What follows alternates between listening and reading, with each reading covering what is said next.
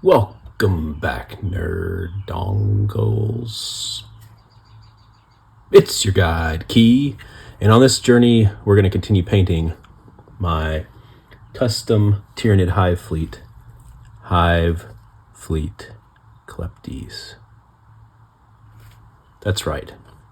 I'm still sitting here just like I was when I left you the last time, because I realized I missed some stuff. And I'm still recording at the same time I was previously. I just can't edit videos that fast. As we talked about, we're going to hit tertiary. This area for the actual skin. This area for the carapace. And then this area for any other bits. That tertiary, boom, boom, boom, color triad is going to help us have a cohesive and interesting and contrasting, you ever heard that phrase? Paint scheme, which I think is going to look great. In fact, I know it looks great because I've done it on a lot of Tyranids already. So the next step is going to be to correct some of the mistakes that I made while shading it the first time around. I'm pulling out the Screamer Killer here because it's bigger and you can see better on the Screamer Killer. There are areas where the Coelia green shade pooled and created these, what I think are pools of just straight medium, where it's just white. There is a shading effect, but it's not pronounced in those areas at all because obviously white is not a shade color. So if we look here, we can see the same thing on our little friend, pockets of bright white where there should be shade. And that's what we're going to fix by creating our own shade wash. Key. How are we going to create our own shade wash, I hear you ask? Well, great question. First, we're going to mix the Coelia green shade back up.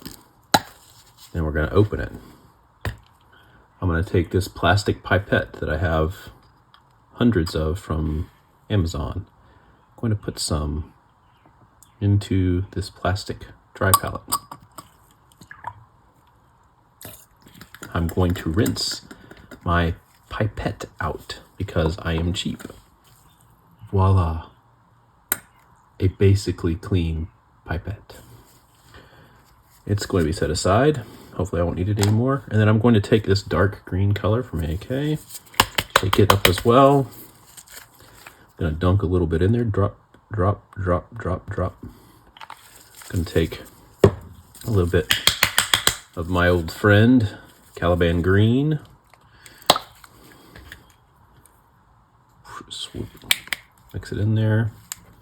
I'm going to take my brush and just give it a good old swirly dirly. An old beater brush. I don't know if you can see the tip on this. It's absolutely mauled to pieces.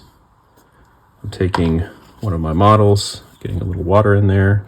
I test it on my hand. Okay.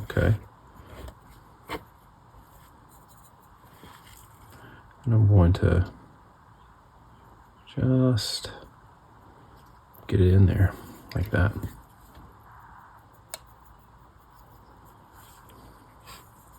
Putting this on the bottom of the model, right? And I'm putting it where there would be shade on the model, so on the underside of everything, just to create some contrast.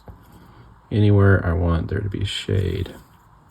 Getting a little bit of this, making sure it's nice and thin, as much water as we need. Just running it anywhere I think there needs to be shade.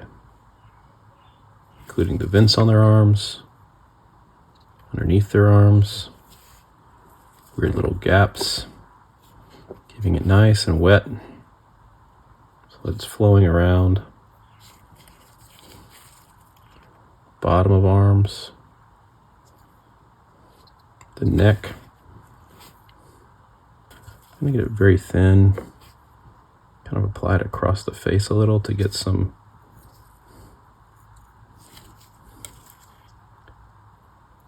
separation there. The back of the head is kind of a fun place to get it. I found that that makes for a nice, interesting shade. Definitely under the legs.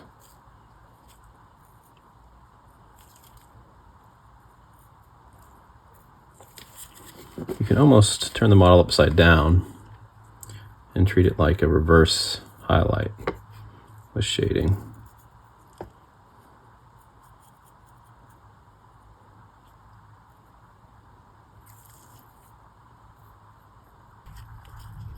So, what have we here? Well, this is the winged Tyranid Prime, I think, and it is one of the character models from the Leviathan box set. We also have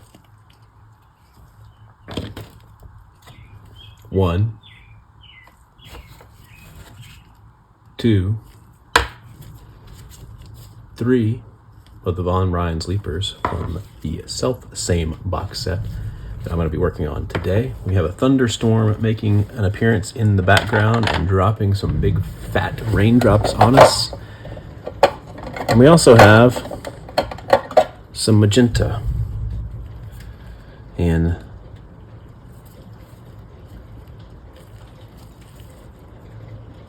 some dark magenta.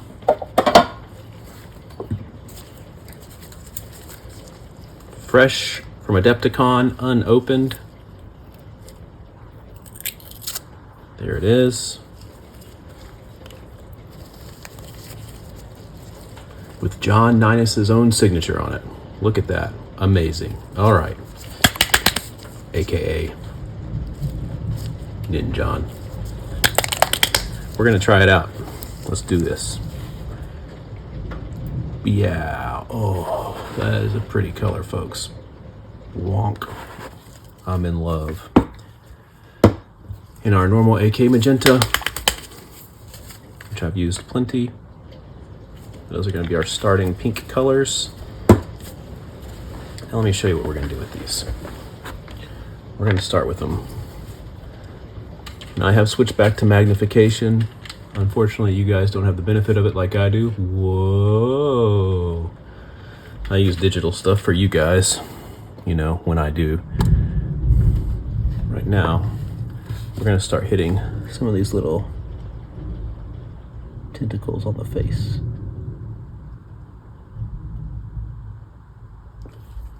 I'm not worrying too much about coverage at the moment. Just trying to get some stuff happening.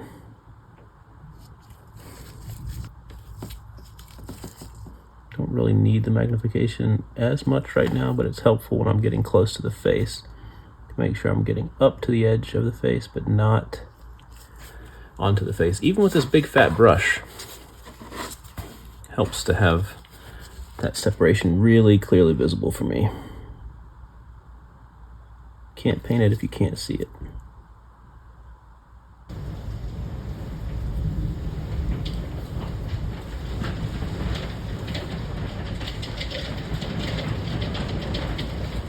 Sounds like hail, which is great because I just had to move my car outside because my garage door openers broke. As of, you guessed it, today. Lights are kind of flickering in my house. I may lose power soon. In which case, you know, probably have to stop the stream. This isn't a stream.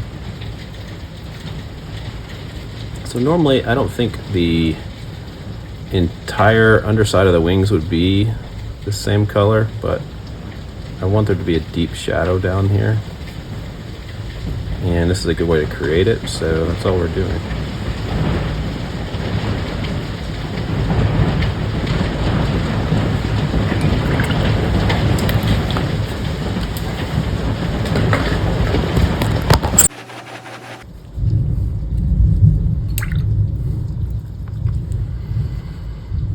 Okay, You can kind of see what that's starting to look like there. So we're gonna shake up some more dark magenta from Pro Acryl. Nice big glob there. And we're gonna do it again. Interestingly, most Pro Acryl paints I've used are very matte, and this one seems to be a lot more satin, or even a little glossy possibly. Anyway, just an observation. Look at the vibrancy there.